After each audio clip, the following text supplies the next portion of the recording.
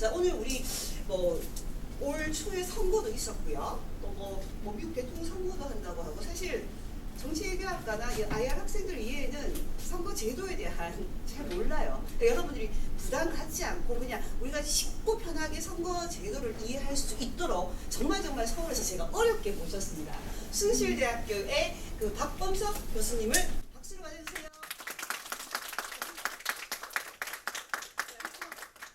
저는 이제 총총이 물러나고요. 이제부터 모든 시간은 박범석 교수님과 함께 하도록 하겠습니다. 반갑습니다.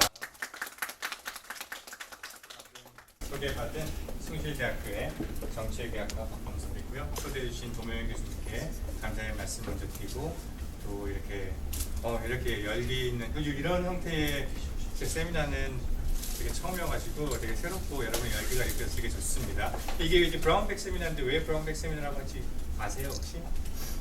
들어보신 분? 왜 브라운백 세미나라고 그럴까요? 이게 학부생들 대상으로 해서 브라운백 세미나를 제가 처음 해봤어요.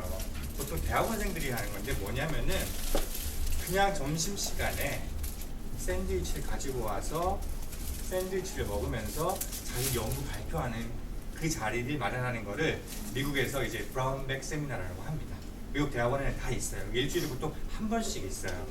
그래서 따로 특별한 시간과 장소를 마련하기보다도 그냥 가까이 와서 샌드위치 먹으면서 무슨 발표를 하나 들어보고 코멘트 해주고 하는 거, 그게 1시간 정도 진행되는데, 아까 말씀드렸잖아요. 학부생들이 브라운백 세미나 하는 건 제가 처음이기 때문에 그래서 굉장히 고무적이고, 그리고 아까 도명현 교수님께서 말씀하신 것처럼 여러분 식사하시면서 하시면 되겠습니다. 또 계명대 특강을 처음 요청하셨을 때 제가 1초도 생각하지 않고 바로 예스라고 했습니다. 왜 그랬을까? 30년 만에 이 계명대 캠퍼스로 와봐요. 95년도에 왔었거든요. 그러니까 30년이 다 안 됐네. 왜 그러냐면은 저희 친누나 부사학번 계명대학교 불문과 출신이에요. 그때 성서 캠퍼스가 지금은 막 꽉 차있는데 너무 놀래. 30년 만에 와봤는데 그 당시엔 정말 아무것도 없었어요. 그냥 그 본관, 그쵸? 본관이랑 몇 개 건물만 있었는데, 그래서 한번 가보고 싶다. 그때 저는 그 당시 고등학생이었거든요. 고등학교 초 1학년인가 그랬는데 한번 가보고 싶다 해서 이제 여기 왔는데 캠퍼스가 진짜 너무 예쁘더라고요. 그래서 이렇게 오게 됐고, 오늘 이제 강의 그 주제는 그 도명현 교수님께서 말씀하신 것처럼 이제 선거제도 이해학입니다. 특히 여기 제목은 세계 각국의 국회의원 선거제도 이해학인데, 여러분이 생각하시기에 이 타이틀을 딱 보시고 가장 키워드가 뭐라고 생각하세요? 선거제도. 그렇죠. 이 선거제도가 가장 키워드입니다. 그 선거제도는 우리가 그러니까 선출직을 뽑기 위한 하나의 룰을 정하는 거죠, 맞죠? 이 게임이 있는데 게임이 어떻게 치러질지, 승자가 누구고 패자가 누굴지 가리 그 룰을 만드는 게, 아니 그 룰을 우리가 이제 선거제도라고 하는 겁니다.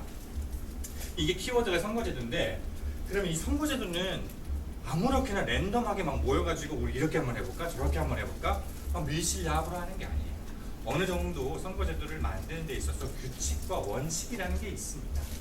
그 규칙과 원칙 가지고 세 가지로 볼 수 있는데, 이제 하나는 선거제도를 딱 해서 뽑았을 때 그 선출된 국회의원들 내지는 선출된 사람들이 얼마만큼 국민을 대표하느냐, 대표성은 잘 갖춰져 있느냐를 한번 보는 거고요. 두 번째는 책임성이 있냐는 거죠. 책임성은 뭘까요, 그럼? 선거제도를 통해서 책임성을 구현하고 싶다라는 건데 이게 무슨 말일까요? 법에 대한 책임을 좀 더 구체적으로 이야기하면, 여러 선거하면 딱 가장 야당들이 많이 하는 구호가 뭐가 있을까요? 여당에 대해서 뭐 합시다 이러잖아요. 여당을 뭐라는 이런 말 안 하고 여당에 대해서 뭐라고 하죠? 여당을 심판하자 그러잖아요. 맞죠? 이게 책임이라는 겁니다. 선거제도를 통해서 내가 뽑아놓은 선출직에 대해서 잘잘못을 가려서 내가 잘했으면은 다시 찍어주는 거고, 못했으면은 내가 찍어준 표를 걷어들인, 그래서 책임을 묻는다. 책임성이 잘 구현되도록 하는 선거제도가 있고, 그래서 못한 선거제도도 있습니다. 그러니까 얼마만큼 이 게임의 룰이 선거제도가 책임성을 잘 구현할 수 있느냐 중요한 원칙 중에 하나고요. 이제 마지막에 이제 비례성입니다. 오늘의 핵심 내용은 이제 여러 가지 중에서도 비례성에 관련된 겁니다. 이제 비례성은 뭐냐면은 국민의 의사가 40%가 어떤 특정 정당에게 주어졌어요. 그러면 여러분 생각하셨을 때에 40%의 국민의 의사가 이 정당에 주어졌으면 이 정당의 의석도 전체 의석의 한 40%를 가져가면 되겠다. 맞죠? 그렇게 생각하실 수 있죠. 근데 그게 비례성이 잘 이루어진 건데요. 사실은 그렇게 매칭이 잘 되는 선거가 많이 없습니다. 그런 제도가. 그게 특히 이제 우리나라에서 그런데 한번 보겠습니다. 이게 이제 왜 비례성이 문제냐면 여러분 보셨을 때 지금 우리나라가 하고 있는 특히 지역구를 뽑을 때 단순 다수제, 대신 소선거구제 단순 다수제라고 하는데요. 당선되는 게 굉장히 쉽습니다. 누구나 봐도 저쪽에 있는 A 후보가 당선되고 나머지 다 떨어지는 거죠. 맞죠? 51%를 얻었으니까 나머지는 다 떨어지는 겁니다. 여기서 여러분 문제점이 있습니까? 누가 봐도 이거는 정말 괜찮은 규칙 아니야라고 생각하실 수 있죠. 괜찮은 규칙 맞습니다. 근데 만약에 이런 조합들이 여러 개라고 생각해 볼게요. 저 좌측 상단에 있는 A, B에서도 A 정당이 51대 49로 이겼어요. 중간에 있는 것도 A 정당이 51대 49로 이겼어요. 세 번째도 그렇습니다. 근데 100개의 지역구에서 물론 가상이긴 하지만 A 정당이 다 이겼고 100명 당선시켰어요. B 정당은 당선자가 한 명도 없습니다. 이러면 뭐가 문제인가요? 여러분 보시기에 아니 1등이 당선됐으면 다 된 거 아니야 라고 생각하실 수 있는데 뭐가 문제일까요? 사표가 너무 많다. 더 쉽게 말하면 되게 좋은 말인데 더 쉽게 말하면 아니 국민의 49%는 B를 지지하고 있잖아요. 근데 이 사람들의 의사가 하나도 반영되지 않잖아요. 비례성이 없다라는 겁니다. 한 사람을 뽑을 때는 뭐 괜찮을 수도 있지만 특히 국회의원 선거 같은 경우에서는 굉장히 문제가 될 수 있다는 거죠. 제가 말씀드린 게 가상이다. 아닙니다. 왜 가상이 아니냐면 이게 21대 요 앞서 있었던 거 22대 말고 그 이전에 있었던 서울 총선 결과입니다. 여러분 보세요.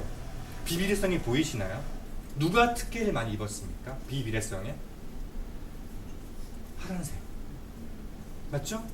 빨간색은 사실 비율로 봤을 때는 40대 60 아니면 45대 55 정도밖에 안 되는데 의석의 전환율을 보면은 압도적으로 민주당이 이긴 선거입니다. 나중에 말씀드리겠지만 사실 선거제도 개혁하자고 했을 때 누가 가장 많이 반대를 하냐면요. 보수 정당이 반대를 해요. 보수 정당 기본적으로 바뀌는 게 싫잖아요. 맞죠? 기존 시스템을 가져가는 것이 무조건 유리합니다. 그런데 보수 정당에서 선거제도 개혁하자고 했을 때 이거 진짜 개혁해야 되는 거 아니야 라고 생각하게 만든 의식의 전환이 바로 이 결과예요. 국민의힘에서도 그 당시에는 자유통합당, 미래통합당인가? 있잖아요. 그 같은 당. 그 당에서도 조차 지금 이런 식으로 가다가 우리는 계속 비비례성의 피해자가 되겠다고 생각을 하게 된 거죠. 앞선 선거에서는 어떻습니까? 좀 나아졌습니다. 그럼에도 불구하고 비비례성이 굉장히 뚜렷하게 나타난 선거 결과가 되겠습니다.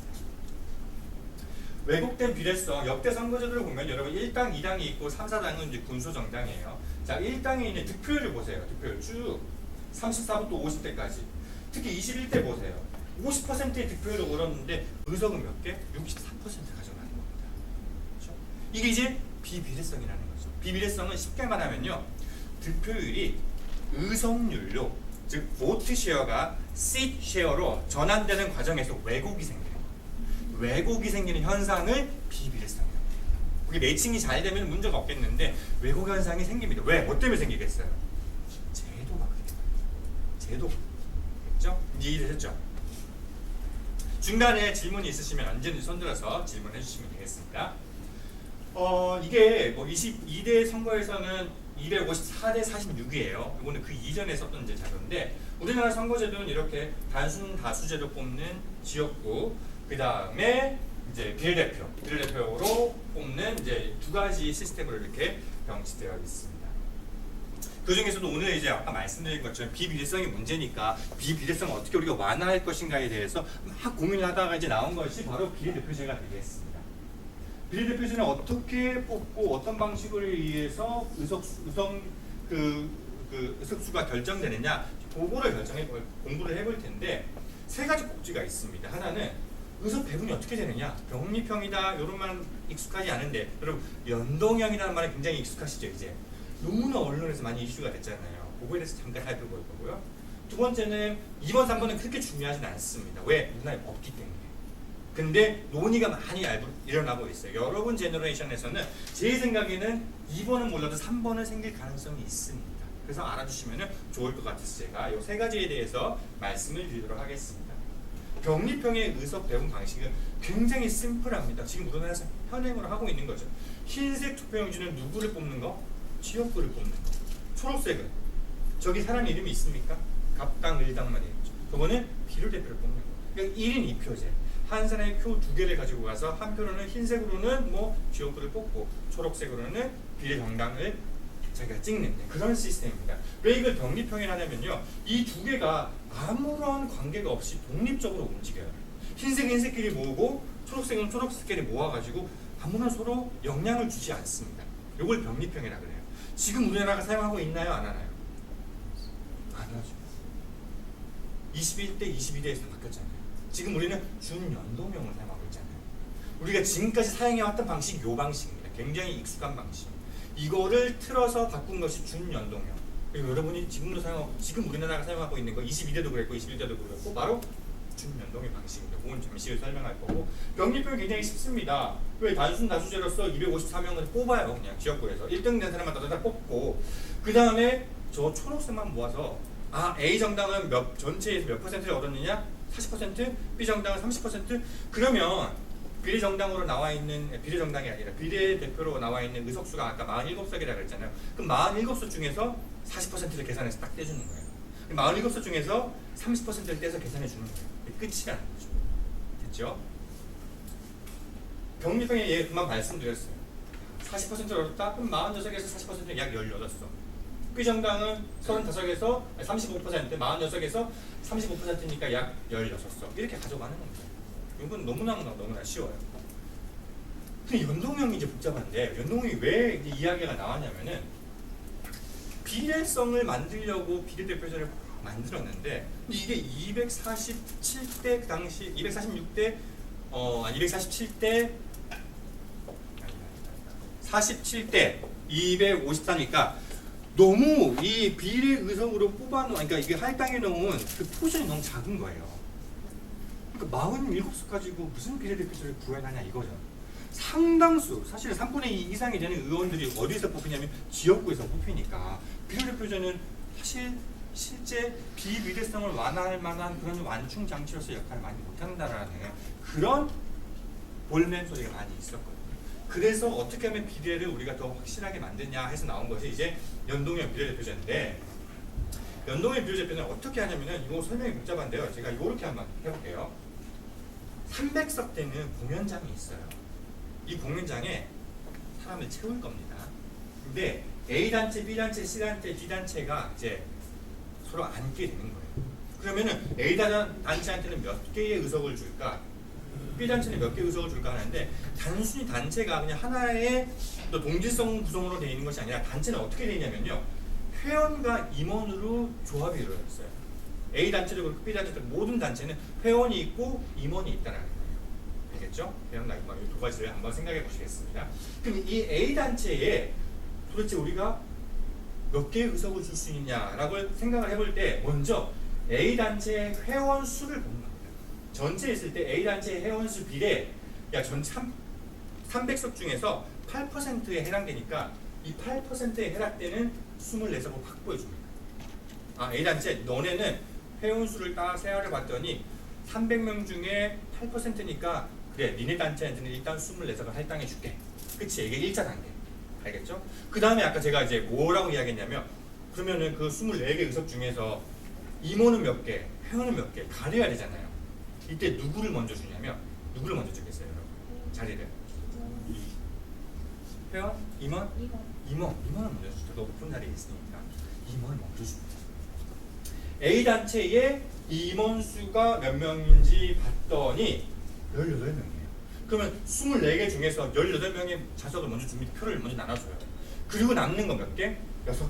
이 6개의 표는 회원 중에서 1번, 1등부터 6등까지만 주는 거예요. 이게 연동형 비례대표제를 하는 겁니다. 그럼 도대체 따라가긴 하겠는데 뭐가 연동되어 있느냐? 뭐가 연동되어 있냐면은, 아까 병리평이랑 차이점은 뭐냐면요, 병리평은 그냥 비례대표로 초록색으로 얻은 정당의 득표율에 따라서 의석수 가져가고, 그럼 지역구는 알아서 1등이 가져가는 거다, 이게 끝나는 건데, 이거는 그게 아니에요. 이거는 각 정당이 전체 국민으로부터 몇 퍼센트의 득표를 했는지를 먼저 계산해요. 그 다음에 딱 전체 그 A 정당에 갈 표를 확정해 놓고 그런 다음에 지역구에서 당선된 사람을 주고 다음에 남는 걸로 비례대표를 주는 겁니다. 이게 이제 연동형이라는 거죠. 우리 한번 생각해 볼게요. B 단체 회원수 중에서 B 단체의 회원수를 잘 고려해 봤더니 300석 중에 약 10%의 회원수가 있더래요. 그러면은 10%에 해당되는 30석을 B 단체에 딱 배정을 해줍니다. 알겠죠? B 정당은 30석을 가져갈 겁니다. 이 중에서 임원진의 숫자를 봤어요. 근데 이 단체는 임원이 한 명도 없어요. 임원이 없어. 0명이야. 그러면 회원한테는 몇 개의 의석이 발표될까요? 30석. 회원이 다 가져가는 거예요. 이게 무슨 시스템이냐면 위성정당. 이 작동을 그대로 따라하는 게 위성정당이에요. 뭐냐면 지역구에 하나도 후보를 내지 않아요. 나는 정당을 만들었는데 조국혁신당 정당을 만들었는데 지역구에 후보를 하나도 안 내요. 그래서 전국 단위에서 내가 만약에 10%를 얻었다. 그러면 이 10%는 비례대표 나와 있는 사람한테 다 무조건 할당을 해주게 돼 있어요. 뺄 게 없으니까. 임원이 있어야 빼잖아요. 아까 맞죠? 24석 중에서 18명 임원을 뺐잖아요. 남는 거를 회원한테 주는데 여기는 임원이 없잖아요. 0명이잖아요. 그러니까 뺄 게 없으니까 비례대표에 나와 있는 사람 10명을 1번부터 10번까지 다 국회의원으로 당선이 돼요. 그러니까 위성정당이 창당할 만한 굉장히 큰 인센티브가 뭐가 있다? 제도 안에 들어가 있어요. 제도. 저들이 나빠서 위성정당을 만드는 게 아닙니다. 제도가 못 막는 것뿐이에요. 이해되셨죠? 정치학 공부하는 친구들이라든지 아니면 제도에 관심 있는 사람들은 얼마만큼 선거제도라든지 아니면 국가 운영되는 이런 제도가 얼마만큼 세밀하게 잘 디자인되어야 되는지 한번 생각해 보실 수 있는 곳이라고 생각을 합니다. 이런 연동형 비례대표의 실패 사례 사실 우리나라만 있는 게 아니었어요. 우리나라 이제 뭐 20년도에 막 뭐 이야기가 많이 나오는데 2002년, 1992년, 94년도에 있었어요. 이미. 뭐 어떤 일이 있었냐면요. 레소토를 한번 보세요. 2007년 총선에서 양대 정당이 딱 뭐라 했냐면은 비례대표 후보를 추천하지 않습니다. 자기는 지역구에 다 후보를 보내요. 그리고 비례대표에는 한 명도 내보내지 않습니다. 그러면요. 비례대표는 연합정당을 만들어요. 비례대표 용도로만. 그게 무슨 위성정당이죠. 맞죠? 똑같습니다. 알바니아도 그렇고 베네수엘라도 그래요. 그러면 이걸 연동형 비례대표제의 실패 사례로 이 사람들은 인식을 한 거예요. 뭐 어떻게 했냐? 결과가 보세요. 선거제도 개편이 어떻게 됐냐면요. 아 이거 안 되겠다. 이거 완전 꼼수 쓰는구나. 해서 레소토 같은 경우 2008년도에 다시 전면적인 비례대표를 전환해요. 연동형, 그러니까 연동형이 없고 지역구를 아예 뽑지 않고 100% 다 비례대표를 뽑는 그런 시스템으로 가게 되고 알바니아는 1인 1표제를 전환하는 거예요. 이게 1인 1표제가 뭐냐면은 여러분 아까 흰색과 초록색 투표용지 있었죠. 그러니까 나는 지역구는 뭐 내 지역에서 원하는 사람 뽑고 비례대표는 내가 원하는 정당 아무나 뽑을 수 있잖아요. 이 두 개가 서로 독립적으로 작용하는 거잖아요. 왜? 표가 두 개니까. 근데 표가 하나라면 어떻게 해요? 표 하나가 여러분이 만약에 대구 경북이니까 여러분이 국민의힘을 지지한다고 해봐요. 근데 혹시나 여러분 중에 만약에 조국혁신당을 지지하거나 아니면 더불어민주당을 지지하고 싶어요. 그게 불가능해요. 표가 하나인데 어떻게 가능해요? 내가 내 지역구에 국민의힘을 지지해버리면 그거는 뭘로 카운트 되냐면 너 지역구에 국민의힘 지지했어? 그럼 너 표는 비례대표에서도 국민의힘을 지지하는 걸로 간주해버려요. 그게 1인 1표제예요. 이게 굉장히 말이 안 되는 것 같죠? 2004년까지 우리가 사용했던 시스템 우리나라에서 헌법재판소에서 위헌 판정을 했습니다. 왜? 여러분 생각해보세요. 나는 지역구는 이 사람 원하지만 정당은 원하지 않아. 얼마든지 그런 가능성이 있을 수 있죠. 그 가능성을 제한하는 거잖아요. 그래서 위헌 판정을 받고 1인 2표제를 분리하게 되는 겁니다. 그런데 알바니아는 1인 1표제를 전환했어요. 다시. 그러니까 저쪽에는 헌법이 어떻게 되는지 모르겠지만 우리나라에서는 연동형 비례대표도 이거 안 되겠어. 이거 위성정당 만들어지니까 이거를 해결하기 위해서 1인 2표제로 돌아가자라고 하는 게 우리나라에서 가능하다? 불가능하다? 우리나라에서 불가능하다. 벌써 위헌 판정을 받았기 때문에 저 옵션은 우리나라에 있을 수가 없습니다. 베네수엘라는 병리평으로 회귀하자. 요 내용 많이 익숙하시죠, 여러분? 작년에 선거제도 개혁에 대한 굉장히 논의가 많았을 때 상당수 많은 국회의원이 병리평으로 회귀하자는 심지어 이재명 대표도 저는 얘기를 했었어요. 연동형 비례대표제에 다른 사례가 있어. 그럼 다 실패했느냐? 그럼 연동형 비례대표가 저렇게 실패하는 거라면 왜 우리가 저거를 모델로 삼아가지고 지금 쓰려고 하느냐? 아니에요. 우리가 모델 삼은 나라는 베네수엘라, 레소토, 알바니아가 아니었어요. 우리가 모델로 삼은 나라는 독일과 잠시 뒤에 나올 뉴질랜드였어요. 저긴 연동형 비례대표제인데 위성 정상에 출연하지 않고 잘 돌아가는 작동하고 있는 시스템이거든요. 왜 그랬느냐? 사람 다 묻습니다. 왜 독일과 그럼 뉴질랜드 성공했고 저렇게 신생민주주의까지 실패했습니까? 그 원인을 딱 X 뭐 아니 Y, Z 이거 딱 이라고 말하기는 어려워요. 왜냐하면 분석을 안 해봤기 때문에. 근데 생각할 수 있는 포인트가 몇 가지 있습니다. 독일 같은 경우에는 뭐가 있냐면요. 이미 소수 정당의 의사를 잘 반영하는 다당제 구조예요. 그러니까 위성 정당이 따로 만들어서 나올 계열성이 적죠. 이미 많이 있으니까. 두 번째는 이 봉쇄 조항이 세요. 봉쇄 조항이 세단 말은 무슨 말이냐면은 이 어떤 정당이 비례대표로 득표를 얻었어요. 그러면은 그래 너 얻어왔네. 그럼 그만큼 의석을 줄게. 모든 정당한테 그렇게 해주진 않죠. 만약에 이 정당이 전체의 2%를 얻었어요. 만약에 여러분 생각해 보세요. 300석이다. 아니면은 600석, 독일 600석이니까 600석에서 2%다. 몇 개의 의석이에요? 12개. 이거 2%밖에 안 들었지만 12개는 굉장히 큰 많은 숫자잖아요. 그걸 줘야 되는데 준다 안 준다? 안 주는 거죠. 왜? 5%라는 봉쇄 조항 때문에. 5%를 넘어야만이 그 이후에 의석을 배분해 주는 거예요. 이거는 이제 어려운 말로 하면 군소 정당의 난입을 방지하기 위해서 이런 봉쇄 조항을 만들어 놓은 겁니다. 그거 아니면은 지역구에서 3석 이상을 얻어야 돼요. 사실 지역구에서 3석 이상 이기는 거는 1등이 최소한 지역구에서 3명 이상 나와야 된다는 건데 그것도 굉장히 어려운 거거든요. 그게 안 되니까 조국혁신당에서는 안 냈잖아요. 어느 지역구에 가서 조국혁신당 출신으로 1등이 될 가능성이 없다고 판단했으니까 안 되고 지역구에서 아니 다 비례대표제로 하는 거 아닙니까? 예를 들어 볼게요. 독일에서 20대 총선에서 좌파당이 있는데 전국 정당 득표율을 보니까 4.9%예요. 이 정당한테는 의석이 갈 수 있을까 없을까? 없었죠. 그런데 이 정당은 정말 운 좋게도 지역구에서 3석을 얻었어요. 그래서 4.9%를 그대로 의석으로 할당해줘요. 그래서 얻은 게 36석. 만약에 지역구에서 3석을 못 얻다 그러면 저 36석은 다 없어집니다. 이런 시스템입니다. 뉴질랜드는 어떤 이야기냐면은 뉴질랜드는 사실 1993년도에 선거제도를 개혁하게 되는데 그 이전부터 선거제도 개혁에 대한 국민의 열망이 굉장히 높아요. 우리나라는 그렇게 높진 않습니다. 여러분 작년에 2023년도에 KBS 그다음에 서울대 사발연 그다음에 한국리서치 세계 컨소시엄을 이뤄가지고 500인 시민회의를 했어요. 혹시 기억나시나요? 없죠. 무슨 대대적으로 했어요 작년에. 저도 그 방송에 나갔고 그 방송에 나온 내용을 가지고 지금 설명하고 있는 건데 KBS에서 2주간 방송했어요. 500인을 모아가지고 전문가들을 초청을 해서 선거제도를 막 공부시키고 더 중요한 건 500인들이 10명씩 10명씩 분임 토의를 만들어줘서 이 사람들이 분임 토의 하면서 서로 막 토론하게 만듭니다.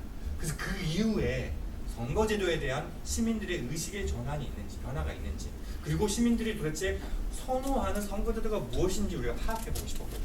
그거 하는데 거의 2억이 들어갔어요. 500인 모집해가지고. 근데 여러분 말씀드렸잖아요. 모르잖아요. 뉴질랜드는 거의 전 국민이 다 알고 있었어요. 전 국민이 다 아는 상태의 선거제도 개혁이 이루어졌는데 누가 꼼수를 써가지고 위성정당을 창당해 철퇴를 만든 거죠. 그런 정당. 불가능했어요. 애초에 뉴질랜드 같은 경우. 위성정당 자체가 나올 수가 없는 국민적인 어떤 구조가 있었다는 거죠. 그러니까 여론이. 우리나라에도 그래서 위성정당이 막 나오니까 이거를 아예 위성정당을 창당하는 거를 방지하는 법을 만들자 해서 나온 게 뭐 민영배 법안, 강민정, 이탄희 법안 이런 게 있는데 뭐냐면 참 읽어볼게요.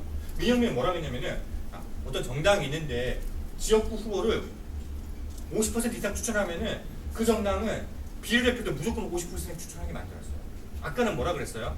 나는 지역구 이쪽 정당은 즉 연합정당이야. 나는 지역구만 낼게. 나는 비례대표만 낼게. 그리고 우리 다 맥시마이전 해가지고 표를 딱 합하자. 이렇게 하는 거잖아요. 이게 위성정당이잖아요. 맞죠? 근데 이 법에 따르면은 여기서 만약에 지역구를 내잖아요. 그럼 이 정당도 마찬가지 비례대표를 내야 된다 말아야 된다. 내야 된다. 여기도 만약에 비례대표를 낼 거면 여기는 지역구 내야 된다 말아야 된다. 내야 된다. 그렇게 만들어 놓은 거예요. 메이크센스 하죠? 이렇게 딱 제도를 만들어 버리면 꼼수 못 부리겠네? 근데 통과가 안 됐어요. 왜 안 됐어요? 이것도 위헌 소지가 있어요. 뭐가 위헌적이라는 거야? 뭐가 위헌적이라고 보세요? 강민재 이탈리 부분도 굉장히 비슷해요. 그러니까 한쪽만 내고 한쪽은 빵 만드는 걸 못하게 하겠다. 한쪽 내면은 그래프도 내게 만들겠다. 이런 건데 왜 이게 위헌 요소냐면은 내가 정치인이에요. 내가 정당을 만들어서 나는 지역구에 나가서 지역구에 나가서 활동을 하고 지역구에만 배출하고 싶은데 우리는 역량이 안 돼서 비례대표는 안 하고 싶은데 뭐가 문제야? 내가 능력이 안 되는데. 근데 그게 왜 잘못돼서 법으로 그걸 제한해? 그러니까 정당의 합법적인 정치적 활동을 법적으로 제한하는 거예요. 정당은 비례대표만 하면 하고 싶을 수도 있고 지역구만 하면 할 수 있도록 정당법이 돼 있어요.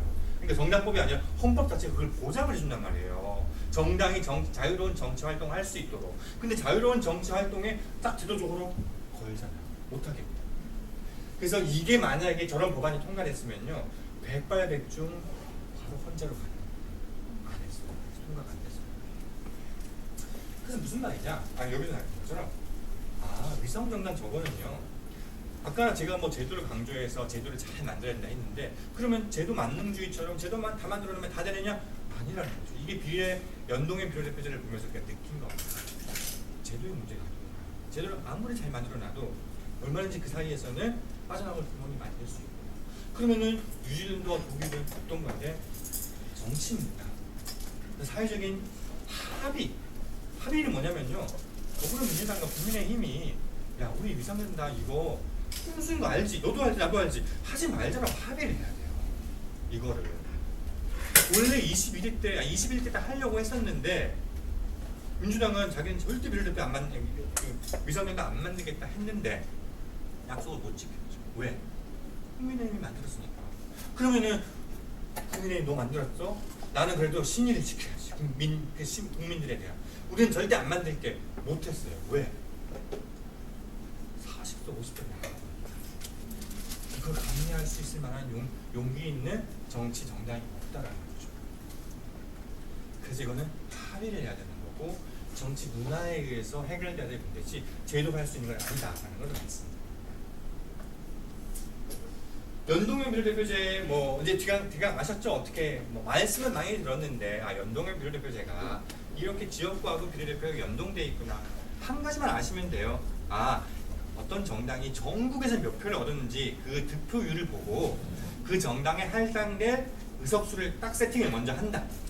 그 다음에 그 의석수를 세팅한 다음에 이 의석을 어떻게 나눠줄 거냐면은 지역구에서 당선된 사람 다 모여 해서 모인 사람을 빼고 남는 것만 비례대표에 준다는 겁니다. 알겠죠? 그게 연동형 비례대표제의 작동 방식이 되겠습니다. 두 번째는 시간을 한번 보면서 볼게요. 주문하셨습니까? 비례대표의 선출 단위는 전국 단위로 지금 이게 우리나라에서 뽑고 있는 방식이죠. 전국 단위로 뽑고 있습니다. 지역구는 각 지역구에서 뽑고 그 다음에 전국 단위에서 비례대표를 뽑는 거죠. 전국 단위에서 비례대표란 뜻은 뭐냐면요. 여러분이 받는 초록색 용지, 투표 다 하셨죠, 여러분? 맞죠? 여러분이 받는 투표 용지, 초록색, 비례정당. 그것과 서울에서 서울 유권자가 받는 초록색 용지가 다를까요? 같을까요? 흰색은 다를까요? 같을까요? 지역구. 다르죠? 여기는 무슨 구예요? 여기. 달성구. 달성구의 의원들이 이름이 딱 들어가 있잖아요. 초록색은 국민의힘, 더불어민주당, 조국혁신당 이렇게 나오잖아요. 개혁신당 맞죠? 그 초록색은 여기나 달성구나 서대문구나 동의돼요. 똑같아요. 맞죠? 이게 전국구라는 뜻이에요. 그런데 전국구 말고 이걸 권역별로 바꿔보자는 논의가 나왔습니다. 권역별로? 그 말이 무슨 말이냐면요. 영남권, 호남권, 충청권, 수도권 식으로 해서 그 지역의 권역별로 비례정당을 따로 비례정당이 아니라 비례의원을 따로 뽑아보자 이런 겁니다. 그러면은 초록색에 들어가는 내용이 여러분 것과 수도권과 충청권이 서로 다를 수 있다라는 거를 말하는 거죠. 흰색은 다른데 이제 초록색까지 다르게 해보자 이러는 겁니다. 근데 흰색만큼 세부적으로 들어가진 않아. 권역별로 묻겠다는 겁니다. 그게 이제 권역별 비례대표입니다. 그럼 왜 이걸 하려고 했을까? 뭔가 장점이 있어야 되겠죠. 그 장점이 뭐냐면은 이런 겁니다. 먼저 뭐 몇 개 할까? 이제 6개, 뭐 17개 뭐 이런 이야기가 있는데 이게 장점이 대표적인 게 뭐냐면요. 이 지역주의 타파해보자는 건데 왜 지역주의 타파하자는 이야기가 나왔냐면 이게 시뮬레이션을 보니까 어떤 결과가 나오냐면요. 권역별로 우리가 뽑았을 때 아니 권역별 병립형으로 했을 때 여러분 호남 의석을 한번 보세요. 호남 의석이 총 6석이에요. 맞죠? 좀 맨 위에 왼쪽에. 근데 그 중에 3석은 더불어민주당이 가져가고 빨간 거 1석은 누굴까요? 국민의힘. 영남 의석 보세요. 영남 의석 총 12개 의석이 있어요. 그 중에서 영남 빨간 국민의힘은 6개를 가져가고 더불어민주당 몇 개? 3개. 이게 뭐가 달라요? 그 이전에 생각해 보세요. 그 이전에 전국구 뽑았을 때 영남권에서 더불어민주당 출신의 비례대표가 나올 가능성이 있을까? 호남권에서 국민의힘 출신의 비례대표가 당선될 가능성이 있을까? 거의 없다는 거죠. 근데 아니 생각해 보면은 대구 경북에서도 민주당을 지지하는 사람들이 만약에 10% 있다고 생각해 보세요, 여러분. 그러면은 권역별로 비례대표들을 뽑는다라면은 요 10%만큼 의석수를 할당을 해주는 거예요. 더불어민주당하게. 그러니까 더불어민주당 출신의 국회의원 비례대표자가 나오는 겁니다. 대구 경북에서도 반대도 마찬가지고. 그런 논리 때문에 한번 해보자라는 논의가 있었습니다.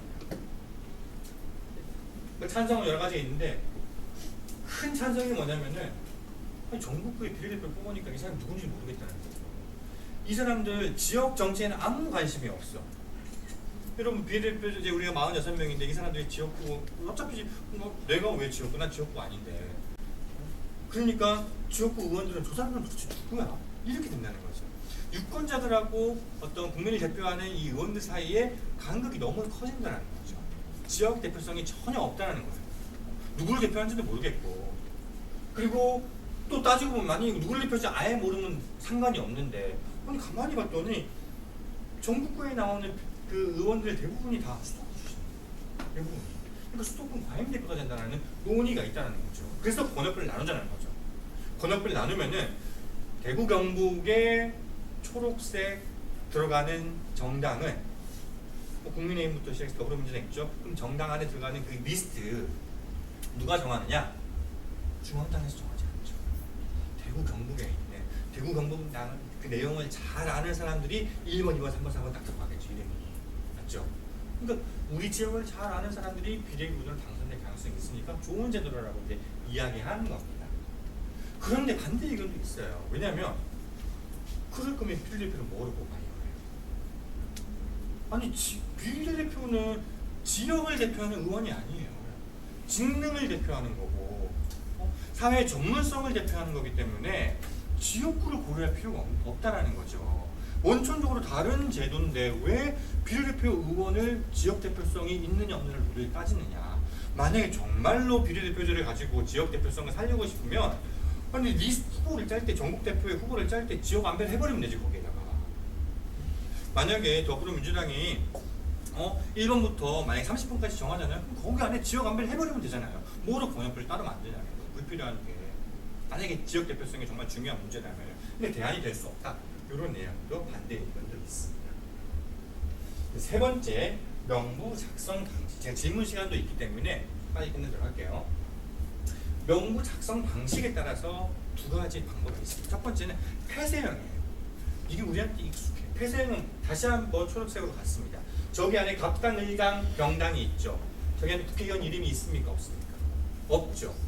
그러면은 내가 갑당을 찍었어요. 근데 갑당은 그러면은 여러분이 갑당 찍으면 이 갑당에 갑당은 그냥 국민의힘을 찍었다고 쳐볼게요. 그러면 국민의힘에 여러분이 비례대표를 지지를 했는데 누구에게 투표를 줬는지는 여러분이 결정할 수 있나요? 없나요? 누가 결정해요? 당이 결정하죠. 어떻게? 뭘로? 순서로. 순서를 매기잖아요. 그 여러분이 국민의힘이 진짜 내가 좋아하는 사람을 리스트에 올렸어. 난 이 정당을 찍어야겠어. 근데 그 친구가 여러분이 좋아하는 그 친구가 리스트가 거의 50번대야. 그럼 이 친구는 당선할 가능성이 있어요? 없어요? 없죠. 여러분은 이 친구 때문에 국민의힘을 찍고 싶어도 여러분이 그렇게 할 수가 없다라는 거죠. 이게 폐쇄형이라는 거예요. 이해되셨죠? 그러면은 이거 반대말은 뭐냐면 바로 개방형이라는 거죠. 이제는 각 정당이 초록색에다가 뭐냐면 정당 이름을 쓰는 게 아니라 정당 이름 안에 1번부터 20번까지 이 사람 이름을 다 써요. 그리고 그 1번부터 20번은 1등, 2등이 아니에요. 그냥 순서만 적어놓고 여러분이 순서를 얘기해요. 나는 이 사람한테 투표. 나는 17번에 있는 그 친구한테 투표. 이해되죠? 그러니까 마치 지역구 뽑는 것처럼 하는 거예요. 그러니까 지역구는 당연히 그냥 나와 있는 지역구를 뽑는 거고 비례대표제도 정당만 찍는 것이 아니라 정당 내에 있는 개별 후보에게 여러분이 직접적으로 딱 선택을 할 수 있다는 거죠. 그럼 여러분의 선택권이 많이 올라간다 내려간다? 훨씬 올라가죠. 그럼 좋아하죠. 그렇죠? 좋아할 수밖에 없습니다. 핀란드, 칠레, 폴란드 등에서 개방형 명부제를 지금 사용하고 있습니다. 아까 말씀드린 것처럼 정당이 후보자 순위를 결정한다 안 한다? 안 한다는 거죠. 여러분이 하는 겁니다. 여러분이 직접. 근데 이게 그러면은 여러분 딱 이렇게만 들으면은 야 개방형 굉장히 매력적이죠. 맞죠? 폐쇄형은 이거 뭐야? 내가 하고 싶어도 못하고 지네가 순서 다 정해놓고 내가 싫은 사람 그냥 찍을 수밖에 없게 만드는. 그러니까 어떻게 보면 개방형이 더 매력적인 것처럼 보이지만 장단점이 있어요. 이것도. 뭐가 가장 큰 장단점이냐면요. 한번 볼게요. 장점은 뭐냐면 개방형에 유권자의 선호가 정당뿐만 아니라 개인에게 직접까지 간다. 맞죠? 아니 다시 설명할게요. 폐쇄형의 장점입니다. 폐쇄형의 장점은 유권자의 선호는 정당만 선택하면 돼요. 아까죠? A, B, C 중에서 정당만 선택하기 때문에 굉장히 이해하기가 쉬워요. 여러분 안에 리스트에 누가 신경 쓸 필요가 없어요. 정당에 다 맡겨놓은 겁니다. 또 장점은 뭐냐면은 이게 큰 장점이에요. 후보 명부의 작성과 순위 결정이 정당에 의해서 결정되기 때문에 정당이 직능, 여성, 종교인의 소수 대표성을 반영할 수 있게 한다. 이게 무슨 말이냐면 지금 우리나라 메이저 정당 더불어민주당 메이저는 아니 법이니까 지금 비례대표 리스트를 짤 때 우리나라에 가장 큰 규칙이 있습니다. 그 규칙이 뭔지 아세요? 아무렇게나 할 수 없어요. 장애인 넣어야 된다. 또 여성 무조건 몇 번으로 매 짝수마다 매 짝수마다 아니면 어떤 건 매 홀수마다 정확하게 기억 안 나요. 짝수 줬을지 아무튼 꼭 넣어야 돼요. 그러니까 내가 정당의 대표예요. 유능한 사람 다 뽑아가지고 다 남자만 할 수 없어요. 법적으로 안 돼요. 그러니까 정당이 인위적으로 소수와 여성의 대표성을 높이도록 기질을 발휘할 수 있다는 거예요. 이게 이제 큰 장점이라는 거죠. 그런데 개방형으로 가버리면 그게 안 된다는 거죠. 왜냐하면 개방형에서는 여러분이 선택하는 거예요. 정당이 선택하는 것이 아니라 여러분이 다 남성만 찍으면, 여러분이 다 여성만 찍으면, 아니면은 가장 큰 특징 저기 나와 있는 거 이름이 쭉 있다고 쳐봐요. 옛날에 이름 안 찍고 정당만 찍었는데 지금 이름이 있어. 그럼 여러분 누굴 찍겠어요? 익숙한 사람. TV에 많이 나온 종편 이 토론 많이 나온 사람들 이 사람 다 당선돼요. 아무리 유능해도 이런데 언론 노출되지 않은 사람들은 당선될 수가 없어요. 근데 모르니까. 그러니까 취지에 맞지 않게끔 인기 투표가 되어야 되는 거예요. 잘못되면 그럴 수 있다는 거죠. 개방형에서도 장점이 있지만 단점이 얼마든지 있을 수 있다. 그런 내용까지 여러분 생각하셨으면 좋겠고요. 실제 저게 이제 폐쇄형의 단점에서 요게 있습니다. 이거 보세요. 당선 순위가 정당에게 결정되기 때문에 비례대표 공천 관련한 개파 갈등, 비리 등의 피해가 있을 수 있다. 지금 많이 나오고 있죠. 누구? 이거 오염수 거기 부산에 가서 이 부산 자갈치 시장 가가지고 이게 무슨 오염수 하면서 이렇게 물을 떠마신 의원, 여자 의원 있잖아요. 그 의원 이름이 김영선? 그 의원이 국민의힘에서 공천을 못 받았잖아요. 어디 갔어요? 이준석한테 찾아갔죠? 칠산사에서 만났죠. 절에서 내가 김건희로부터 어떤 특혜를 받겠다는 이런 메시지가 있으니까 내가 그걸 공개할게. 그럼 너네가 나한테 비례대표 1번 내지는 모습 줘라. 이런 이야기가 지금 막 언론에서 오늘 아침에도 나왔잖아요. 이게 왜 그러냐면 누구 때문에 왜? 정당이 결정해버리니까. 정당이 비례대표 순서를 안 결정하면 원천적으로 이게 생길 이유가 없어요. 왜? 여러분이 결정하잖아요. 여러분이 1번이고 3번, 10번부터 내가 원하는 사람 내가 결정하게 되는 거니까. 실제 이거는 말을 조심하는 게 왜냐면 나온 팩트가 없기 때문에 아직까지는. 근데 실제 팩트가 있는 사건이 있습니다. 그 정당 이름이 뭐죠? 박근혜 대통령이 한나라당에 있을 때 그 당시에 친박연대라는 거 혹시 아세요, 여러분? 친박연대. 네. 박근혜 대통령은 여전히 한나라당에 남아 있었지만 서청원 대표를 비롯해서 박근혜 대표를 지지하는 사람이 탄압을 받았기 때문에 밖에 나와가지고 친박연대를 만듭니다. 압도적이 아니라 돌풍을 일으켰죠. 박근혜 대통령은 저쪽에 있네, 메이저 정당에 있는데 친박연대 나와가지고 완전히 국민의 그 인기를 얻어서 실제 의원이 당선이 많이 됐어요. 그때 당선된 사람이 1번인가 2번인가 그 여자분 이름이 기억이 안 나요. 너무 놀란 거예요. 근데 심지어 국회의원도 놀랐어요. 이 사람 누구야? 한 번도 듣지 못한 사람. 한 번도 듣지도 알지도 못한 사람이 비례대표 2번인가 1번을 받아가지고 국회의원이 당선됐어요. 불과 10개월도 안 돼서 뭐죠? 이게 법원에서 판결났잖아요. 공천 비리. 이분의 어머니가 사업가예요. 돈이 굉장히 많아요. 그래서 친박연대에다가 해서 자기가 국회의원이 되고 싶었던 거야. 근데 이분은 너무나 드러나 있는 인물. 우리가 잘 모르는 사람이지만 본인이 뭐 여러 가지 뭐 수면으로 나올 수 없는 이유가 있었나 봐요. 그래서 어떻게 했냐면 18억을 주고 공천권을 사서 자기 딸의 법으로 2번인가 1번에. 그래서 그 딸이 정말 아무도 모르는 사람이 국회의원 당선이 됐어요. 그래서 실제 이 이야기가 나옵니다. 공천 비리가. 왜 그랬냐? 친박인데 그래서 서청원 다 감옥하고 그랬잖아요. 당시에. 이런 폐해를 완화해보자고 하는 게 또 개방형. 이렇게 말씀해 주실 수가 있겠습니다. 자, 여러분 비례대표제하고 지역구 의원 이렇게 물어봤어요. 우리 5,000명을 상대해서 300명 중에서 253 내지는 47 자 고정한다고 할 때 어떤 방식이 좋느냐? 압도적으로 많은 사람이 지역구 의원 수는 늘리고 비례대표는 줄이는 게 좋겠다라고 말했어요. 보이시죠? 이걸 딱 보고 무슨 생각이 드냐면 우리 국민들은 비례대표제로 선출된 비례대표 의원을 좋아한다 안 좋아한다? 싫어. 아까 말씀드렸잖아요. 난 쟤네가 누군지 몰라 이거예요. 내가 뽑은 적이 없어. 지역구는 싫든 좋든 내가 뽑은 거잖아. 맞죠? 우리 지역구에 나와가지고 우리 동네에서 경쟁하고 나한테 와가지고 읍소하는 사람이잖아요. 그런데 총국구에 나오는 비례대표는 여러분한테 와서 읍소합니까? 화나잖아요. 그 사람들. 보기 싫다는 거예요. 이 비례대표제를 왜 만들어졌느냐? 비비례성이 굉장히 문제라고 아까 초반에 말씀드렸잖아요. 그걸 완화해보기 위해서 만드는 굉장히 좋은 시스템입니다.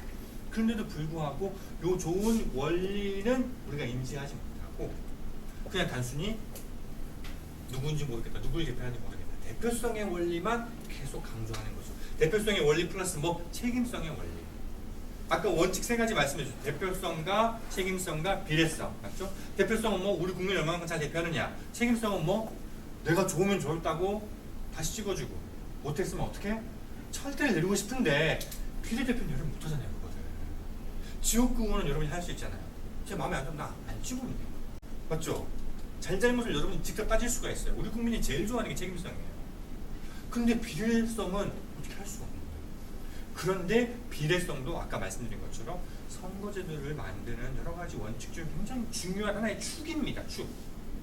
근데 그 축을 많이 완화시키겠다, 없어지겠다 이런 이제 국민의 의견이 있다는 거죠. 그런데 우리가 다시 의견 조사를 해봤습니다. 아까는 5,000명이고 이거는 선거제도 국민 500명, 시민 500인 공론화 조사를 해서 아까 말씀드린 것처럼 2주 동안 10분씩 모의 토론, 아니 10분이 아니라 10명이 모여가지고 1시간씩 모의 토론하는 걸 6차례 전문가 저희 가가지고 강의 실제 방송에 생방송에서 2번 생방송 3시간씩 유튜브 방송 6시간씩 진짜 액티브하게 시민들이 토론할 수 있는 기회를 우리가 만들어줬습니다. 그 이후에 시민들이 어떻게 의견 조사가 바뀌었느냐를 봤는데 여러분 회색이 1차 조사 때고요. 그 다음에 파란색이 3차 조사입니다. 이거 발표된 날 여러분 한번 유튜브 찾아보세요. 김진표 그 당시 국회의장이었는데 김진표 국회의장과 남인순 그다음에 정계특위 대표였는데 실제 그 KBS 생방송에 왔어요. 그들이 있는 상태에서 이 공개했을 때 다 탄성이 나온 게 바로 이 대목입니다. 뭐냐면은 아까 압도적으로 많은 사람들이 지역구는 줄이고 지역구는 늘리고 비례대표 줄인다고 했었죠. 여기도 1차 접수 때는 46% 비슷해요. 5,000명이나 500명이나 맞죠. 근데 그게 드라마틱하게 줄었어요. 반면에 지역구 의원 수는 줄이고 비례대표를 늘려야 된다는 게 43명입니다. 43%. 이게 뭐냐면은 우리가 잘 모르는 상태에서 국민들한테 팍 드러내는 거 물어보면은 국민들의 선택 굉장히 제한적. 그렇죠. 다 없애버려. 다 지역구 뽑아. 이렇게 되는데 여러분들이 직접 어떤 제도가 좋고 어떤 제도가 나쁜 장단점을 넣고 막 토의하게 하고 가이드가 들어가니까 의견 변화가 이렇게 많이 일어나요. 우리도 저도 그렇고 뭐 강호찬 교수님 오시는 걸 알고 있어요. 다음 주에 9월달에 오시나 강호찬 교수님 같이 했어요. 강호찬 교수님, 하상원 교수님 다 깜짝 놀랐어요. 이거 발표된다. 이 정도로 국민의 의식, 그 생각이 선호도가 바뀔 수 있구나. 그럼 비례대표는 어떻게 의석을 증가하느냐? 지금 300석을 고정해 놓고 비례대표를 더 많이 뽑자 이런 의견도 있고 100명까지 뽑자 이런 의견도 있고 반대로 의석을 늘려야 된다. 왜냐? 왜 이런 안이 나왔냐면요. 여러분 생각해 보세요. 이렇게 안으로 갔을 때 비례대표를 많이 뽑고 지역구를 줄이자고 했을 때 이게 통과될 가능성이 있을까 없을까? 누구에 의해서? 누구? 국민 또 누가 딱 싫어하겠어요 여기서? 지역구 의원들이죠. 달성구 의원은 자기 지역구 내놔야 돼. 내놔야 될지도 몰라요. 그럼 대구로 통합되는 거거든요. 이렇게. 네. 절대 될 수 없죠. 그래서 나온 게 요 안인데 요거는 또 누가 반대하겠어요? 의석수를 늘리래. 국민이 싫어서. 300명도 많다는 게 국민의 의견인데 그래서 이것도 아니고 좀 더 못하는 거예요. 지금 현재. 그런데 이거 한번 보세요. 여러분이 의식이 좀 있는데요. 현재 국회 300명 어떻게 하는 게 좋겠습니까? 지금보다 줄이는 게 좋다. 66%. 압도적으로 많죠. 여러분 대부분 동의하죠. 지금보다 줄이는 거에 좋겠다라고 생각하시는 분들이 많을 거 아니에요. 그렇죠? 이 의견도 의견 변화가 일어납니다. 28% 줄어들고 지금보다 늘리는 게 좋겠다. 드라마틱하게는 아니지만 좀 더 늘어나는 걸 수 있겠죠. 이게 왜 그러냐면요. 우리나라가 국회의원 한 명이 이 국회의원 한 명이 1인당 이 인구수가 어떻게 되냐면은 한 명이 17만 명을 대변하는 거죠. 현재 우리나라. 다른 나라 보세요. 프랑스 의원 한 명이 7만 명, 영국 의원 한 명은 4만 명, 이태리 10만 안 되고요. 7만, 8만, 6만 이래요. 그럼 우리는 2배 이상. 우리 한 사람인 너무나 많은 권한, 너무나 많은 국민들을 대변하고 있다는 거예요. 그럼 우리보다 많은 나라 없냐? 있어요. 미국, 일본, 멕시코 딱 세 나라. 요 세 나라만 우리나라보다 1인당 인구수가 많고 나머지 대부분의 나라는 우리나라보다 1인당 대표하는 인구수가 아니 국민의 수가 작습니다. 다시 말하면 국회의원 수가 많은 게 아니에요. 여러분 국회의원 수 저는 그렇다고 막 늘려야 된다 이렇게 주장하기보다도 그냥 객관적으로 말씀드리는 건데 국회의원 수가 지금보다 300에서 막 줄어가지고 딱 100명만 뽑아요. 이 돈만 축내는 이 사람들 100명으로 줄어드니까 여러분 기뻐하겠죠? 그럴 수도 있죠. 이해합니다. 중요한 건요. 100명이 가지는 특권이 어떻게 될지 생각해보세요. 지금 300명일 때랑 100명일 때 이 100명은 어마어마한 특권 집단이 되는 거예요. 만약에 미국의 국회의원 300명이 아니라 1000명이라고 생각해보세요. 그러면 여러분 메르켈 총리는 또 다른 이야기지만 그냥 장 보러 갔는데 동네 이마트 갔는데 같이 장 보고 있어. 국회의원. 우리 동네 국회의원. 그냥 우리 동네 국회의원도 막 특권 엘리트 TV에서만 보는 사람이 아니라 강남 을려 필구 같은 우리와 같은 생활하는 사람들이구나. 저들도 뭐 별 차이가 없구나. 그냥 의원 하나의 직업으로 하는 사람들이구나. 딱 될 수도 있는 거죠. 의원 정수가 늘어나는 거는요. 의원의 특권이 줄어드는 걸 전제하고 있습니다. 근데 의원 정수가 줄어들면은 가지고 있는 특권은 더 늘어나는 게 무조건 발생하는 결론. 만약에 300명도 그런데 100명밖에 안 된다고 쳐봐요. 이 100명이 밀실 야합을 하면은 무슨 일이 벌어질지 몰라요. 국민은 더 위험 상황에 노출될 수도 있어요. 그럴 경우에 국회의원 정수를 추는 게 답이 아니에요. 질문이 있죠. 의원이 가진 특권이 뭐가 있을까요, 여러분? 정직 결정, 법을 만드는 법. 법. 여러분은 금투세 만들었으면 좋겠습니까? 안 만들었으면 좋겠습니까? 금투세가 뭔지 모르겠는데요. 모를 수 있죠. 여러분이 금융투자를 안 하니까. 금융투자를 많이 하는 대한민국 저 서울 여의도 근처에 있는 상위 엘리트 객체. 이 사람들은 주식 투자를 해서 1년에 만약에 사모펀드에 넣었어요. 사모펀드 넣어가지고 1년의 수익률이 만약에 보통 30%예요. 그럼 1억을 넣으면 이 사람이 1년에 3천만 원이 엑스트라를 버는 거야. 그럼 그게 한 달에 얼마? 250만 원씩 엑스트라 돈이 들어오는 거 1억 딱 넣어놨을 뿐인데 한 달에 250만 원씩 내 통장에 꽂죠. 근데 그 여러분 은행에 넣어놔봐. 4%도 안 돼. 3, 40만 원 들어오는 거랑 250만 원 들어오는 거랑 어느 게 더 많아요? 250만 더 많지. 근데 내가 1억을 하겠지? 1억이 아니라 그게 10억이 된다. 그럼 한 달에 엑스트라 들어오는 거 얼마? 2,500. 2,500이 들어오는 거야. 근데 이 2,500이 들어오는 거에 대한 세금이 있다 없다? 없어요 지금. 세금 없어요. 여러분이 알바해서 밖에 나가가지고 노동해서 버는 거 세금 있습니까 없습니까? 다 있어요 여러분. 1시간 일해도 거기 세금 들어가요. 이 사람이 안 했어. 나 10억 딱 넣어놓고 사모펀드 넣어서 2,500만 원 버는 거 세금 없습니다. 누가 만듭니까? 금투세? 의원들이 만들잖아요. 특권이죠. 의원들이 내가 기득권 세력이면 기득권에 유리한 법을 만들겠죠. 그게 가장 큰 특권이죠. 뭐 이렇게 해서 제가 마치도록 하고요. 여러분 질문 있으면 제가 한 5분에서 7분 정도 질문 받도록 하겠습니다. 네. 특권 얘기가 나와서 부분에서 제가 느끼기로는 정치에 대해서 잘 모르긴 합니다만 어떤 국회의원들 그러니까 정책 결정권들의 연령대가 높은 거라고 알고 있어요. 다른 나라들 분류적으로 그렇게 됐을 때 어떤 국민연금이라든지 어떤 그 아래 지금 20, 30대를 위한 정책 결정이 좀 부족하다고 느끼는데 이런 걸 보장하기 위한 어떤 제도나 어떤 성별 제가 생각하기로는 어떤 국회의원 선별할 때 나이와 40대로 규정이 되는 걸 알고 있는데 그런 걸 좀 완화하는 그런 제도가 마련되어 있나요? 논의는 많이 있죠. 논의는 있는데 사실 법으로는 없고요. 대통령 선거는 40대 이상으로 알고 있는데 국회의원은 아닌 걸로 알고 있어요. 네. 그리고 지금 정당이 정당 개혁을 하겠다고 많이 했을 때 가장 많이 나오는 게 바로 9세대 물러나고 젊은 세대들에게 많은 기회를 주자 이런 내용인데 그게 사실은 이야기만 많이 나오고 현실화되는 건 굉장히 어려워요. 여성의 대표성을 확실하게 보장하기 위한 거는 아까 비례도처럼 그런 제도는 있는데 그러면은 홀수는 남자, 여성은 짝수했으니까 그러면은 369처럼 매번 369는 30대 미만 이렇게 해버리면 되는데 아직 그 전까지 안 나갔죠. 그거는 우리의 몫이죠. 우리가 주장해야 됩니다. 네. 아까 저희가 이번 총선에서 연동형 쪽을 바뀌었는데 그럼 아까 설명해 주신 것처럼 권역별 비례대표나 개방의 무제도로 다시 바뀔 논의가 지금 되고 있나요? 그게 이제 작년에 굉장히 많이 논의가 있었는데 다 통과가 안 됐어요. 그러니까 아예 상정 자체가 안 됐어요. 네.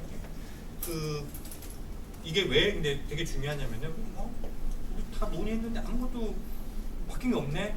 그래서 작년에 같이 일했던 그 공론화 수사에 참여했던 많은 사람들한테 조금 이제 힘 빠지는 일이긴 하지만 그래도 우리가 국민들의 의사가 무엇인지 한번 물어봤다. 그 이전에 여러분 생각해 보세요. 여러분들 국회의원 선거제도가 A부터 Z까지 이렇게 많은데 여러분이 원하시는 것은 무엇입니까? 라고 물어본 적이 있다 없다? 단 한 번도 없어요. 아예 없었어요. 지금은 공론화 조사라는 사업을 해가지고 한번 물어봤다는 거예요. 그래서 그거를 백서를 만들었어요. 800페이지. 그래서 우리는 국민들이 대한민국 국민들이 2023년도에 대한민국 국민들이 원하는 국회의원 선거제도는 대표성과 체계성과 비례성 그리고 뭐 개방형, 폐쇄형, 권역별, 아니 전국구 등등에 대한 국민들의 뭐가 있다? 선호를 파악해놨어요. 남성, 여성, 연령대별로 다 파악해놨어요. 그러니까 앞으로 선거제도를 만들어갈 때 의원들이 이걸 잘 참고를 해서 잘 좋은 제도를 만들어야겠죠. 할지 안 할지는 저는 모르겠어요. 안 할 것 같아요. 그렇지만 안 할 것 같아서 그럼 우리는 이거 왜 해? 이런 수 하지 말자. 이런 강의 왜 해? 이런 거 하지 말자. 할 수가 없어요. 우리는 표대는 있어야 돼요, 여러분. 지금 당장 오늘은 안 바뀌지만 지향점이 있어야 되고 표대는 있어야 돼요. 어느 순간 바뀝니다. 여러분 무상급식, 여러분 특히 젊은 층이니까 막 이번에 정의당 막 무너졌을 때 슬퍼하는 층들이 많이 있었다고 봐요. 막 민주노동당 부서지고 막 그랬을 때. 그런데 만약에 혹시나 그런 정당에 대해서 이거 이제 이런 소수정당 나와도 아무 소용 없어. 어차피 시대 지나고 나면 다 없어진 정당이라고 하는데 생각해 보세요. 그럼 무상급식 지금 다 보편화돼 있죠. 이거 20년 전에 노회찬 의원이 나왔을 때 무상급식 하자고 했을 때 말도 안 되는 소리라고 했었어요. 지금 무상급식 다 하잖아요. 20년 전에 한 사람의 울림, 한 사람의 외침, 한 정당의 외침이 있으면 표대를 향해서 걸어가면요 바뀝니다. 선거제도 개혁, 여러분 젊은 사람들의 선호가 잘 반영되는 그런 개혁을 위해서 여러분이 정말 열심히 목소리를 내고 정치 참여하고 이런 강의를 듣고 한다면은 바뀌게 되겠습니다. 주저앉고 울면서 우리 할 수 있는 게 아무것도 없어 할 게 아닙니다. 아시겠죠? 또 다른 질문 있을까요? 네. 그러면 현재 일반적인 개인이 정치에 참여할 수 있는 가장 좋은 방법이 뭐가 있을까요? 가장 중요한 건 투표를 꼭 하셔야 돼요. 가장 핵심적인데도 많은 사람들이 안 합니다. 특히 이거 이전의 대통령 선거에서는 우리나라 20대의 투표율이 굉장히 올라갔어요. 한 번. 그 뭐라 그러냐면요. 너무 이례적이어가지고 대한민국의 정치학자들이 도대체 왜 이렇게 20대들이 투표에 참석 많이 했지? 라고 분석할 정도였었어요. 이준석의 돌풍이 좀 있었긴 했었죠. 그 말은 뭔 반대급으로 생각해 볼게요. 20대 신경 쓰지 마. 얘네들 어차피 투표하러 안 나와. 얘네들 목소리를 뭐로 반영해? 우리끼리 하면 되지. 이렇게 되는 겁니다. 여러분이 압도적으로 20대 투표율이 지금 우리나라 평균 투표율이 76%, 75%인데 20대에서는 90%에 육박하는 투표율이 나온다고 생각해 보세요. 20대인 사람은 투표율이 다 나오는구나. 그럼 정치인들이 뭐라고 생각했어요? 얘네 무서운 일이겠다. 얘네 목소리 무조건 반영해야겠다 생각하는 거죠. 여러분 왜 경로당이 꼭 찾아갑니까? 청년들이 모여있는 그런 집단에 가서 뭐 그 정치인들이 가가지고 굽신굽신하는 거 봤어요? 대한노인회 꼭 가잖아요. 왜 그래요? 대한노인회 분들은 거의 100% 투표에 오잖아요. 본인이 들어 누워서 못 가지 않는 이상 투표장에 무조건 가시는 분들이에요. 이분들은 흡수를 해야죠. 우리 20, 30대들은 무서운 존재가 아니에요. 누구에게? 국회의원들에게. 왜? 투표 안 하니까. 투표 꼭 하셔야 돼요. 네.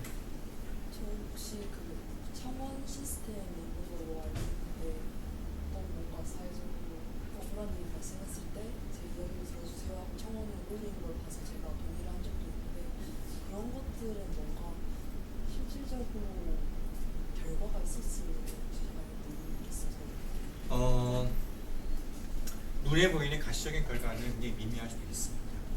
그렇지만 그 청원 시스템이 제도화되도록 만들어 놓은 거 그거 어마어마한 거예요. 어마어마하게 많은 사람들이 애를 쓰고 노력을 기울여서 청원 시스템을 만들어준 거예요. 그게 한 단계 진입한 겁니다. 이 시스템은 그 다음에 지금은 미약해도 이런 시스템이 있으면 계속 활용을 하고 그래서 국민청원이라는 것도 굉장히 정치인 입장에서는 압력으로 다가와요. 그 시점까지 우리는 계속해서 일을 해야 됩니다. 여러분 뭐냐면요. 압력밥솥을 생각해 보세요. 이걸 챔버 프레셔라고 합니다. 밥이 되고 있는지 안 되고 있는지 몰라. 압력밥솥을. 모르죠. 아무것도 없으니까 칭칭 소리 날 전까지는 맞죠? 그런데 밥이 되고 있죠, 여러분. 안에 수증기 계속 압력이 쌓이고 있잖아요. 그게 챔버 프레셔예요. 그래서 밥이 다 되고 나면 김이 확 나오잖아요, 이제. 그때까지는 김이 쫙 나올 때까지는 제 밥이 되고 있는지 아무도 몰라요. 그럼에도 불구하고 밥은 되고 있습니다. 눈에 보이는 가시적인 효과가 오늘 당장 여러분 눈앞에 안 나타나더라도 챔버 프레셔처럼 밥은 되고 있고요. 정치 개혁은 일어나고 있고요. 국민들 아니면 저기 기성 정치인들은 압력으로 느끼고 있습니다. 안 느낄 때 하나 여러분은 아무것도 안 할 때 그때 질문 있을까요? 네. 국회의원이 그 의석이 많아지는 것에 장점을 굉장히 잘 설명해 주셨는데 혹시 국회의원이 늘어났을 때 생기는 단점은 어떤 게 있을까요? 세비가 많이 들겠죠. 국민들이 제일 싫어하는 게 세비. 그래서 이번에 전제 조건도 하나는 뭐냐면 세비는 그대로 두고 국회의원의 월급을 깎고 이제 늘리자 이런 논의도 있는데 그게 가장 이제 실행되겠죠. 그쪽에서도 질문 있을까요? 국회의원 월급이 얼마쯤 됩니까, 교수님? 제가 정확히 아시나요? 제가 의원이 아니어가지고 잘 모르겠는데요. 거의 제가 알기로는 1억 5천에서 뭐 1억 8천 되는 걸로 알고 있어요. 연봉. 연봉만 그렇고 거기다가 네. 뭐 정책개발비까지 한 7, 8천씩 더 그렇지. 나왔죠. 그래서 합치면 한 제가 알기로 한 2억 3천, 4천 이 정도 선은 네. 정책개발비까지 합쳤을 때 그리고 또 안에 보좌관이 보좌관이 인턴까지 9명. 9명. 그러니까 중소기업이에요. 하나의 중소기업. 네. 혹시 삼성 자선하면 또 그렇게 또 연봉 올라가는 경우도 있어요? 삼성 자선하면 그러지는 연봉 않고요. 선수에 따라서 연봉 자체가 달라지는지 모르겠지만 선수에 따라서 그런 건 달라요. 상임위 들어가는 어떤 역할이라든지 뭐 위원장을 맡는다든지 뭐 특별위원장 이런 거는 다 다른 지위가 시간이 올라가는 있죠. 거니까. 그렇죠. 네. 그리고 그들의 훨씬 더 많은 영향력을 행사할 수 있죠. 네. 말씀하신 것처럼 이렇게 연봉을 많이 받는 그런 의원들이 왜 가끔 뉴스에서 보다 보면 저렇게 부적절한 말을 본인이 해도 되나 싶은 것들을 가끔 볼 때가 있는데 그런 분들은 계속 뉴스에 나오더라고요. 맞아요. 그래서 징계가 뭔가 그런 것들이 잘 이루어지는지가 잘 모르겠어요. 징계가 잘 안 이루어지죠. 국민 국회에 윤리제소위가 있습니다. 윤리위원회 제소하는 방법이 있는데 그거 대부분 다 형식적인 거고요. 여러분 그거 생각해 보시면 돼요. 왜 형식적이냐면은 그래봤자 내가 이 국회의원 진짜 말하는 거 정말 못 봐주겠어. 제소를 해요. 그래봤자 이 친구는 나의 동료예요. 이게 어디서 가장 많이 드러나냐면요. 여러분 청문회 때. 청문회 때 웬만하면 통과되는 사람이 국회의원들 출신이에요. 왜냐면 현직 국회의원인데 장관 후보로 나왔다. 현직 국회의원인데 뭐 어떤 청문회 통과해야 되는 그런 위원장 후보로 나왔다. 그러면은 안에 있는 사람들이 말은 비판적으로 해도 거의 다 통과시켜 줍니다. 근데 모르는 사람들이 왔다가 그러면은 막 그들의 사돈 팔촌부터 시작해서 다 조사해가지고 깎아내리잖아요. 그게 집단 그 정도로 많은 기득권이 들어가 있는 거죠. 제 식구 감싸기 들어가 있는 거. 안타깝지만. 네. 작년에 투표율이 다른 그런 30대, 40대에 비해서 낮은 걸로 알고 있는데 네네, 많이 그런 낮죠. 그 정치 문화가 개선되고 있지가 보이냐고요? 오늘 봤어요. 오늘 봤어요. 이런 게 많아야 돼요, 진짜로. 네. 예를 들어 보세요, 여러분. 선거제도 공부하겠다 했을 때 올 사람 다 발런티어로 거의 없습니다. 뭐 내 생활에 아무런 영향 안 주는. 그 정말 큰 오해죠. 여러분의 생활에 특히 여러분 20, 30대 이제 좀 만약에 시집장가 가서 결혼해가지고 뭐 주택 마련해야 되고 해야 된다. 많은 이슈들이 있는데 여러분의 생활에 지대한 영향을 미치는 많은 법안들이 그들 손에 달려 있어요. 근데 마치 국회의원 선거제도는 나랑 아무런 관련이 없는 것처럼 우리는 살아간다는 거예요. 이 물은 많이 하셔야 돼요. 네. 네. 추세 말씀하셨는데 그 추세를 이렇게 법안이 통과된다고 한다면 기득권층이 더 이득인가요? 아니면 저희가 더 국민들이 더 기득권은 세금을 많이 내야 되니까 무조건 막아야 되는 거죠. 내가 지금은 엑스트라로 10억 딱 넣어놓고 엑스트라로 매달 2,500만 원씩 내 통장에 꽂히는데 세금이 빵원이야. 이거 완전 좋은 건데 거기다가 이제 금투세 20% 때린다고 해보세요. 그럼 거기 세금 내야 되잖아요. 40만 원. 뭐 그 정도 되는 거죠. 아니 40만 원이 아니라 500만 원씩 내야 되는 거지. 2,500에서 2,500이 다 내 돈이었는데 이제 2천만 원만 내 돈이고 500만 원씩 세금 나간다고 생각해보세요. 얼마나 억울해요. 또 다른 질문 있을까요? 네. 네. 그 혹시 그 선거제도 논의 중에서 랜덤성에 기반한 선거제도 같은 게 논의되고 있는 게 있는가 보요 랜덤? 네, 요즘에 보면은 워낙 부적절한 정치인들이 많이 나오다가 보니까 이럴 것 같으면은 진짜 아무나 뽑아가지고 꼭 랜덤으로 민중 중에서 누군가를 뽑아가지고 시키는 것도 차라리 더 낫지 않겠냐라는 얘기를 하는 사람도 제가 좀 많이 봤거든요. 그래서 혹시 그런 거에 대한 논의가 있는지. 제가 알기로는 없습니다. 랜덤성에 기반한 네, 거. 아마 그런 이야기를 한다면은 네. 그냥 평론가 수준급의 아니면 유튜버 수준급의 이야기이지 제가 알기로는 학계에서는 그런 말이 나오는 바가 전혀 없고요. 논의된 바도 없고 굉장히 위험해요. 그렇게 하는 게. 네, 일반 민중들이 뭔가 스스로 바꿀 수 있는 게 없고 진입 장벽이 굉장히 높다라고 생각을 하다 보니까 너무 특권화돼 있다라고 생각해 그걸 깨기 위한 방법으로 또 차라리 랜덤한 사람들을 좀 섞어버리면 조금 더 낫지 않겠냐 이런 얘기들을 가끔씩 하더라고요. 네, 그 취지는 이해가 돼요. 네, 취지는 이해가 되지만 그게 얼마만큼 바람직한 방향으로 운용될지에 대해서는 굉장히 회의적이에요. 네. 질문 끊이지 마. 이런 그 어떤 정치 참여를 하기 위해서 전에 브라운대 세미나도 좋고 한데 다른 제가 찾을 수 있는 교회 아니면 이런 세미나 학술의 발표 이런 거 어디서 찾을 수 있어요? 이제 도명현 교수님께서 많이 해주실 거고요. 우리 아직 4분 더 남아있어요. 제 이후에 오신 분들은 제가 아예 쳐다보기 힘든 분들이세요. 대단하신 분들이십니다. 정말 그 도명현 교수님의 인맥이에요. 얼마나 대단하신지 저분의 인맥으로 다 오시는 건데 아무튼 그런 그 시민 활동이라든지 이런 게 많이 참여해 주시고 여러분이 또 이런 걸 관심 많이 가져주시는 게 굉장히 중요한 것 같아요. 이게 오늘 딱 한 가지만 제가 여러분 말씀드릴게요. 내일이 아니다라고 생각했던 분들, 이건 내일이다라고 생각해 주세요. 이건 나의 일이고 나의 인트레스트하고 나의 라이프에 직접적으로 영향을 미치는 정말 중요한 일이라는 거 이거 하나만 기억하시면 돼요. 네. 그거를 친구들한테 알려주시고 그거를 저는 이제 정외과 교수니까 학생들한테 이번에 추석 전에도 강의하면서 뭐 했냐면은 사람들이 정치 문화에 대해서 아니면 정치 정보에 대해서 가장 많은 정보를 얻는 게 네트워크다. 그게 추석이잖아요. 우리나라에. 정치인들이 왜 추석을 앞두고 서울역, 용산역 왜 가요? 왜? 서울에서 이제 바리바리 써들고 가는 사람들 다 집에 내려가서 뭐 하니까? 정치 이야기 하잖아요. 그들에게 읍소하는 게 서울역, 용산역 가는 겁니다. 고속터미널 가는 거예요. 그들이 아무 할 일 없어 거기 가는 게 아니에요. 그럼 여러분들은 뭐? 여러분이 가셔서 여러분 만나는 자리에서 이런 이야기를 하셔야 돼요. 저는 딱 정치학을 처음 배웠을 때 제가 21살 때인가 그때 이 비미래성에 대해서 너무나 깜짝 놀랐어요. 저게 있다니. 그래서 비미래성을 공부하고 만나는 친구들, 군대 동기들 이거 없애줘야 된다. 비미래성을 완화하는 제도를 만들어야 된다고 막 이야기했었던 사람이에요. 여러분들 역할도 이게 중요하고 이게 우리 삶을 바꾸는 거고 이게 굉장히 의미 있는 일이라는 거를 여러분 스스로도 알고 많은 사람들이 알려주시는 걸 하셔야 될 것 같습니다. 여기까지 할까요? 네, 고맙습니다.